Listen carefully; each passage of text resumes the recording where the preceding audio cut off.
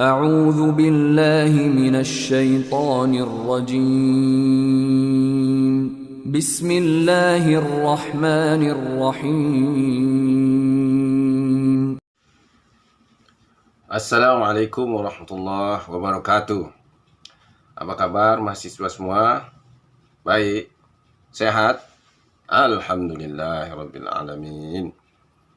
Untuk mengambil keberkahan pada pertemuan keempat ini, mari kita berselawat, berdoa, dan membacakan ummul Quran. Al-Fatihah. A'udzu billahi minasyaitonir rajim. Bismillahirrahmanirrahim. Alhamdulillahi rabbil alamin. Arrahmanir rahim. Maliki yaumiddin. Iyyaka na'budu wa iyyaka nasta'in. Ihdinas siratal mustaqim. Shiratal ladzina an'amta 'alaihim ghairil maghdubi 'alaihim waladdallin. Amin. Allahumma shalli ala sayyidina Muhammad wa ala ali sayyidina Muhammad. Allahumma zidna ilma warzuqna fahma wa amalan salihah. Dalam pembahasan kita kali ini adalah tentang al-mabda'. Apa itu al-mabda'? Maka ikuti slide selanjutnya. Bismillahirrahmanirrahim. Mahasiswa sekalian, dalam pertemuan keempat ini kita akan membahas al-mabda'. Apa itu al-mabda' adalah yang paling utama. Apa yang paling utama itu adalah keesaan Allah. Dimulai dari pendahuluan pembahasannya, terus lalu ke Allah wahdatul wujud, selanjutnya ahadiyah Allah, selanjutnya wahidiyah Allah, terus asma'ul Allah, dan yang terakhir adalah kemahabesaran Allah. Kita mulai pada pendahuluan. Mengenal keesaan Allah itu ada beberapa cara. Yang pertama adalah dengan dalil Al-Quran atau Al-Hadis Rasulullah SAW. Dalam Al-Quran Allah jelaskan sejelas-jelasnya bahwa Allah itu Esa. Sebagaimana dalam surah Al-Ikhlas Allah jelaskan, Qul huwallahu ahad. Katakanlah Muhammad, dialah Allah yang Maha Esa.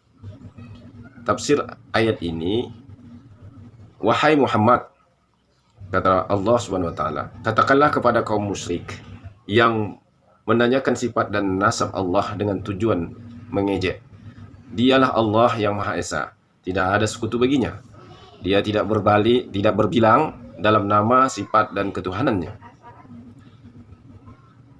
Pada ayat ini Allah menyuruh Nabi Muhammad SAW menjawab pertanyaan orang-orang yang menanyakan tentang sifat Allah, bahwa dia adalah Allah yang Maha Esa, tidak tersusun dan tidak berbilang. Karena berbilang dalam susunan zat berarti bahwa bagian kumpulan itu memerlukan bagian yang lain, sedangkan Allah sama sekali tidak memerlukan suatu apapun. Keesaan Allah itu meliputi tiga hal. Dia Maha Esa pada zat, Dia Maha Esa pada sifat, dan Dia Maha Esa pada perbuatannya. Maha Esa pada zatnya berarti zatnya tidak bersusun dari beberapa zat atau bagian. Maha Esa pada sifatnya berarti tidak ada satu sifat makhluk pun yang menyamainya. Dan Maha Esa pada perbuatannya berarti dialah yang membuat semua perbuatan sesuai dengan firman-Nya. Juga dalam surah Al-Ikhlas ayat kedua, Allah nyatakan dengan jelas juga, Allahus Somad, Allah tempat meminta segala sesuatu. Artinya semua makhluk bergantung kepada Allah, sedangkan Allah tidak bergantung kepada siapapun. Yang membutuhkan sesuatu hanyalah makhluk, sedangkan Allah tidak membutuhkan sesuatu. Tafsir ini, Dia Maha Pencipta, Maha Kaya, dan Maha Kuasa. Dia tidak memerlukan yang lain, sedangkan semua makhluk bergantung kepadanya. Allah menambahkan dalam ayat ini penjelasan tentang sifat Allah yang Maha Esa itu, yaitu dialah tempat meminta dan memohon. Selanjutnya ke ayat ketiga, lam yalid wa lam yulad. Allah tidak beranak dan tidak pula diperanakkan. Sebagaimana tadi tafsir ayat pertama, orang-orang musyrik menanyakan bahwa nasab Allah. Allah menyatakan bahwa lam yalid wa lam yulad. Allah tidak beranak dan tidak pula diperanakan. Allah tidak perlu mempunyai istri, tidak perlu juga mempunyai anak. Karena Allah adalah Sang Pencipta. Tafsir ayat ini, dia tidak beranak, tidak ada yang sejenis dengan Allah, sehingga bisa menikah dengannya dan melahirkan anak. Dan dia tidak pula diperanakan, karena dia kekal dan tidak bermula. Sesatlah bagi Yahudi yang meyakini Uzair sebagai putra Allah. Orang Nasrani meyakini Nabi Isa sebagai putra Allah. Dan orang-orang musyrik Arab meyakini malaikat sebagai putra Allah. Allah lalu menegaskan bahwa Maha Suci Ia dari mempunyai anak. Ayat ini juga menentang dakwah orang-orang musyrik Arab yang mengatakan bahwa malaikat-malaikat adalah anak perempuan Allah, dan dakwah orang Nasrani bahwa Isa anak laki-laki Allah. Dalam ayat lain Allah berfirman, maka tanyakanlah Muhammad kepada mereka orang-orang kafir Mekah, apakah anak-anak perempuan itu untuk Allah, sedangkan untuk mereka ada anak laki-laki? Atau apakah kami menciptakan malaikat-malaikat berupa perempuan sedangkan mereka menyaksikannya? Ingatlah, sesungguhnya di antara kebohongan mereka benar-benar mengatakan Allah mempunyai anak, dan sungguh mereka benar-benar pendusta. Surah Asy-Syaffat ayat 149 sampai 152. Allah tidak beranak dan tidak pula diperanakan. Dengan demikian, dia tidak sama dengan makhluk. Dia berada tidak didahului oleh dan tidak ada. Didahului oleh tidak ada. Maha suci Allah dari apa yang mereka sebutkan itu. Ibnu Abbas berkata, dia tidak beranak sebagaimana Maryam melahirkan Isa, dan tidak pula diperanakkan. Ini adalah bantahan terhadap orang-orang Nasrani yang mengatakan Isa Al-Masih adalah anak Allah, dan bantahan terhadap orang-orang Yahudi yang mengatakan Uzair adalah anak Allah. Ayat yang terakhir dalam surah Al-Ikhlas, walam yakul lahu kufuwan ahad, dan tidak ada sesuatu yang setara dengan dia.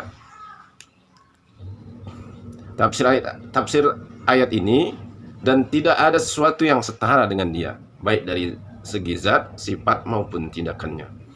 Dalam ayat ini Allah menjelaskan lagi bahwa tidak ada yang setara dan sebanding dengan dia dalam zat, dalam sifat, dalam perbuatannya.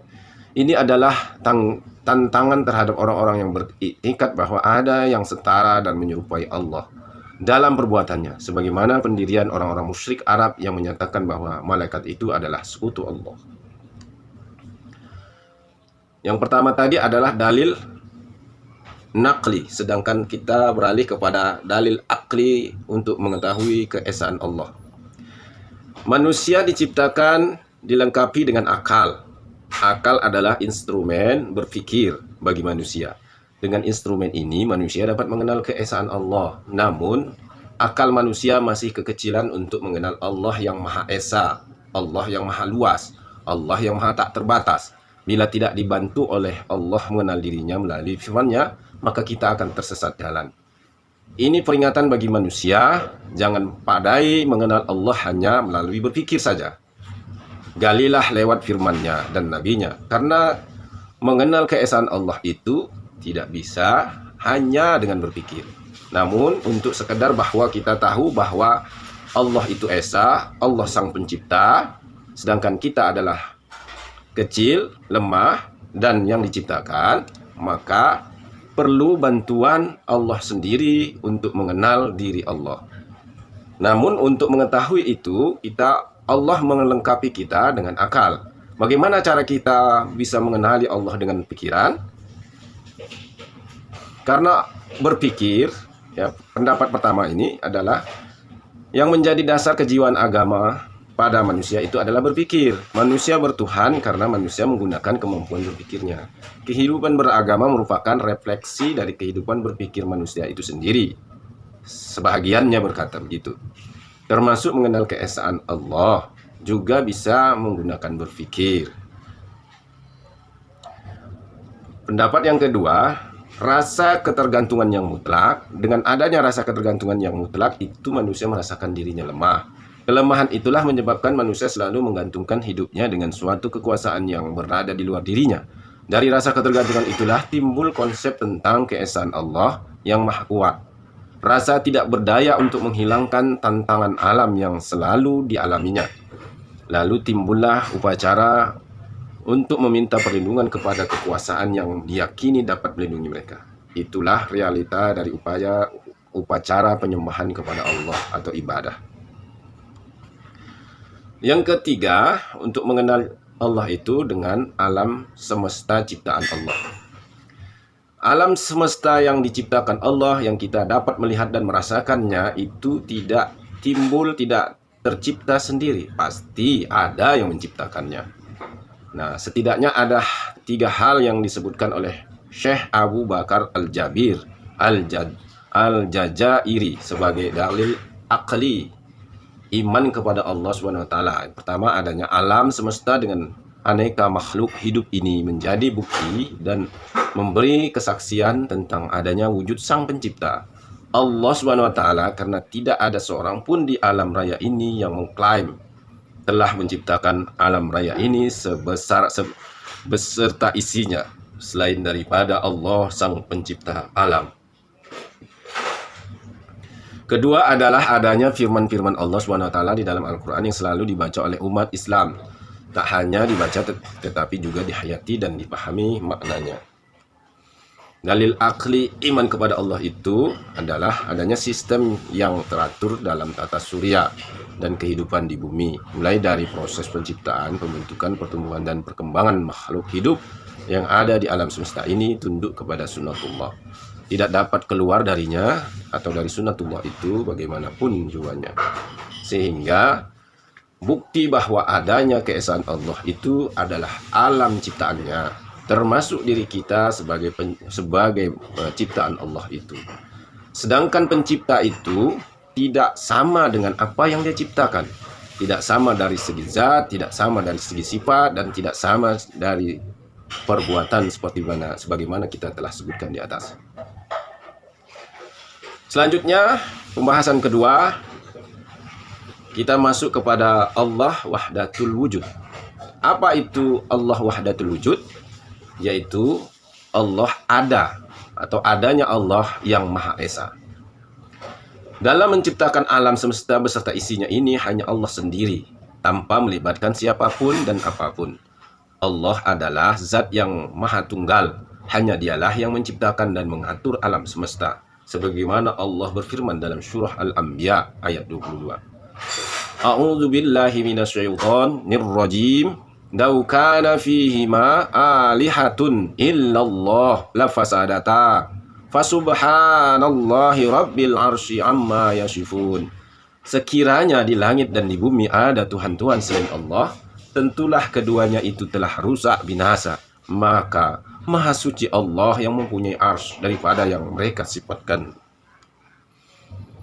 Allah tidak suka urusannya dicampuri. Menciptakan dan menjadikan adalah mutlak hak Allah. Allah adalah zat yang Maha Tunggal, yang tidak mempunyai sekutu dan tidak membutuhkan sekutu dalam melaksanakan seluruh urusannya. Seluruh makhluk bergantung kepadanya. Allah adalah Tuhan yang Maha Kuasa dan Maha mempunyai kehendak. Jika dia berkehendak atas sesuatu, Allah hanya mengatakan maka jadilah sesuatu itu. Dijelaskan dalam surah Yasin ayat 82. A'udzu billahi minasyaitonir rajim. Innama amruhu idza arada syai'a ay yaqula lahu kun fayakun. Sesungguhnya urusannya apabila dia menghendaki sesuatu, dia hanya berkata kepadanya, jadilah, maka jadilah sesuatu itu.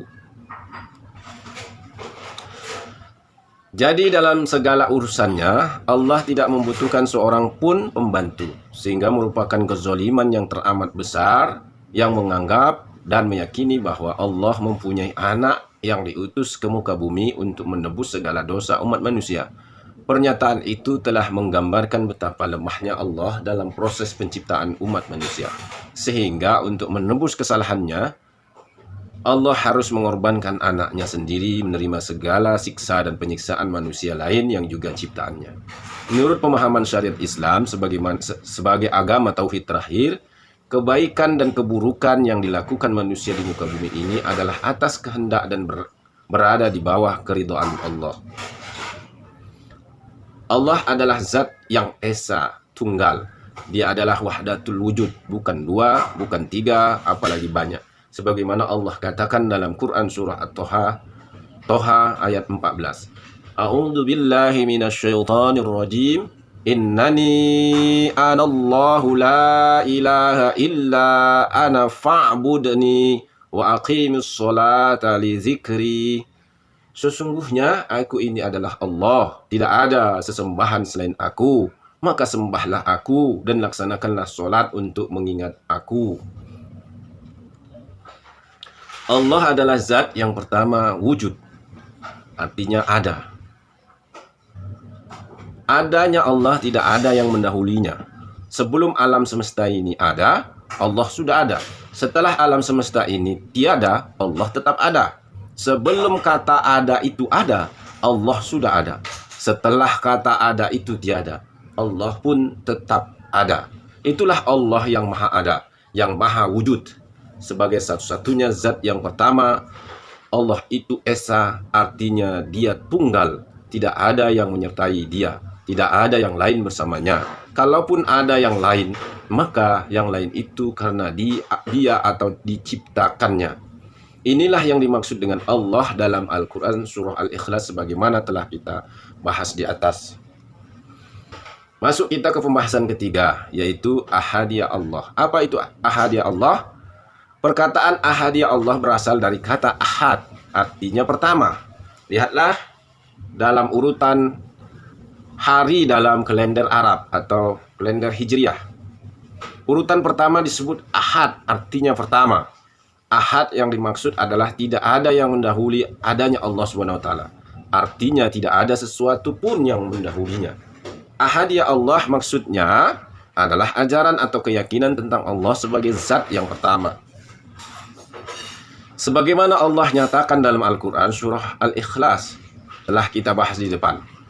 Aku adalah zat yang pertama ada. Sebelum Allah SWT menciptakan makhluk, yang ada hanya Dia. Apapun sebelumnya, apapun belum ada selain Dia. Hanya Dialah yang ahad atau yang pertama. Surah Al-Ikhlas ayat 1. Qul huwallahu ahad. Katakanlah Muhammad, Dialah Allah yang Maha Esa. Adanya alam semesta ini adalah karena diciptakan oleh Allah. Sekiranya Dia tidak menciptakan alam ini, maka alam ini tidak ada dan tidak akan pernah ada. Jadi, adanya alam semesta beserta segala yang ada di dalamnya mutlak tergantung kepada adanya Allah. Dan karena adanya alam semesta ini hanya disebabkan olehnya, maka keberadaan dan kelangsungan hidup dan kehancuran alam semesta ini pun mutlak bergantung pada kehendaknya. Inilah yang dimaksud dalam firman-Nya surah Al-Ikhlas ayat 2 yang berbunyi Allahus Somad. Allahus Somad. Allah tempat meminta segala sesuatu. Ayat di atas menjelaskan Allah itu menjadi penyebab pencipta alam semesta. Namun adanya Allah itu tidaklah disebabkan adanya yang lain. Dia ada bukan karena dititiskan atau diperanakkan oleh yang lain. Karena itu tiada sesuatu pun bersama Dia. Seperti yang ditegaskan dalam surah Al-Ikhlas ayat 3 dan 4. Lam yalid wa lam yulad wa lam yakul lahu kufuwan ahad. Allah tidak beranak dan tidak pula diperanakkan, dan tidak ada sesuatu yang setara dengan Dia. Berdasarkan uraian di atas dapat diketahui bahwa alam ini berpermulaan adanya karena diciptakan. Tetapi Allah tidak berpermulaan, bahkan Dialah yang menjadi penyebab adanya yang lain. Jelasnya Allah itu adalah qidam, keberadaan dan kelangsungan alam semesta beserta segala isinya karena diciptakan. Artinya, alam dan segala isinya diketahui pada awalnya tidak ada. Karena alam dan segala isinya itu tidaklah bersifat kekal. Sedangkan Allah SWT sejak awal sudah ada. Sebelum alam ada, Dia sudah ada. Tidak ada yang mendahulunya. Dan kalaupun nanti semua makhluk sudah mengalami kehancuran, Dia akan tetap ada. Artinya, Allah itu bersifat baqo atau kekal. Alam ini bersifat selalu mengalami perubahan dari tiada menjadi ada, dari kecil menjadi besar, dari mudah menjadi tua, dan dari ada kelak menjadi tiada kembali. Artinya alam ini adalah baharu, sedangkan Allah SWT tidak mengalami perubahan-perubahan seperti yang dialami dan terjadi pada semua makhluk. Jadi Allah SWT itu bersifat mukhallafatuhu lil hawadis. Kalau alam semesta adanya karena diciptakan, bukan berdiri dengan zatnya sendiri, maka adanya Allah SWT sebagai pencipta ada bukan karena diadakan atau diciptakan oleh kekuatan lain, melainkan Allah itu sudah ada sejak awal dan dia karena zatnya sendiri. Qiyamuhu binafsih. Masuk kita ke pembahasan selanjutnya, yaitu wahidiyah Allah. Allah itu Al-Wahid. Nama Allah itu Al-Wahid dan Al-Ahad, yang menunjukkan Allah itu esa dalam zatnya, dalam sifatnya, dalam perbuatannya, dan dalam uluhiyahnya. Tidak ada sekutu bagi Allah. Penyebutan Allah dengan Wahid seperti terdapat dalam ayat dalam surah Al-Baqarah ayat 163. A'udzu billahi minasyaitonir rajim. Bismillahirrahmanirrahim. Wa ilahukum ilahu wahid. La ilaha illa huwar rahmanur rahim. Dan Rabbmu adalah Rabb yang Maha Esa. Tidak ada Rabb melainkan Dia yang Maha Pemurah lagi Maha Penyayang. Ketika Nabi Yusuf alaihissalam berkata, "Ya sahibayis sijni, a'arbabum mutafarriqun khairun amillahul wahidul qahhar." Hai kedua penghuni penjara, manakah yang baik, Tuhan-Tuhan yang bermacam-macam itu ataukah Allah yang Maha Esa lagi Maha Perkasa? Quran surah Yusuf ayat 39. Dalam ayat lain disebutkan pula tentang Al-Wahid. Qul innama ana munziru wa ma min ilahin illallahul wahidul qahhar. Katakanlah, ya Muhammad, sesungguhnya aku hanya seorang pemberi peringatan, dan sekali-kali tidak ada Rabb selain Allah yang Maha Esa dan Maha mengalahkan.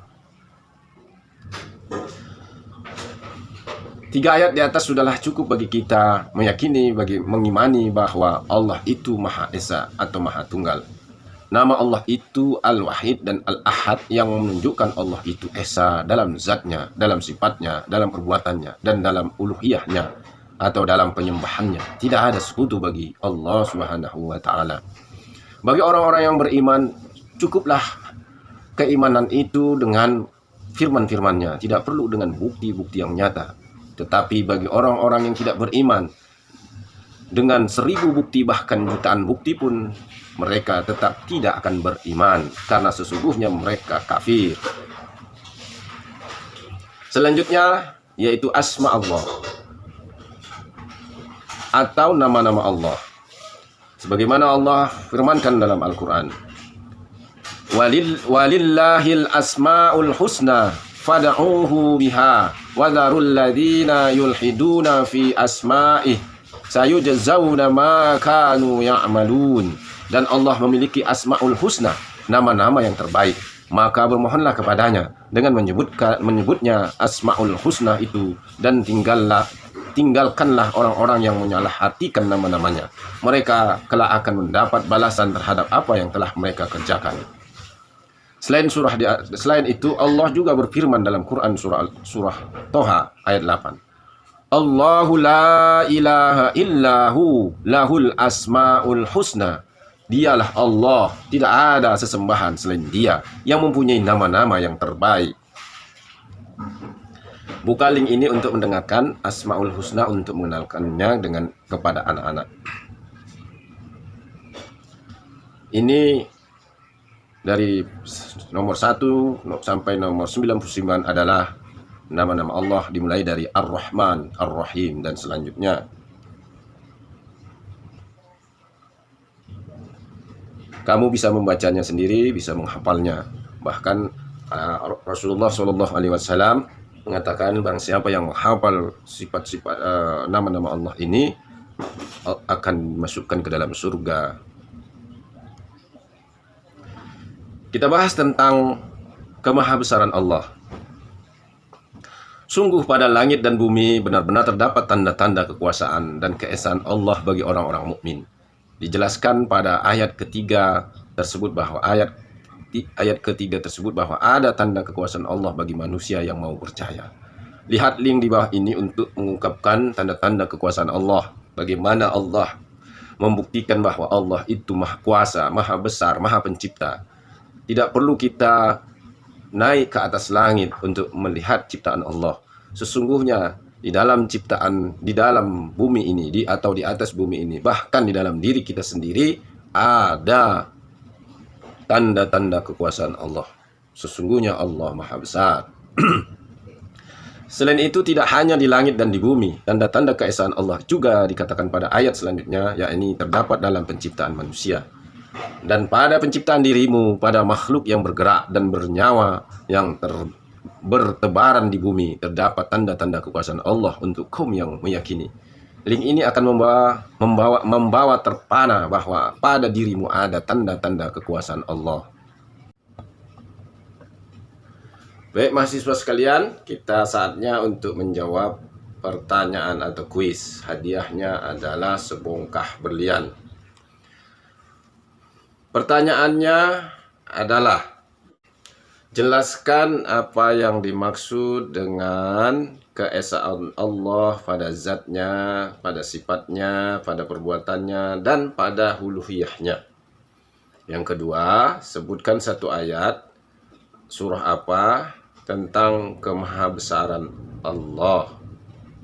Demikian yang bisa saya sampaikan pada pertemuan kita kali ini. Semoga pertemuan kita ini diberkahi oleh Allah.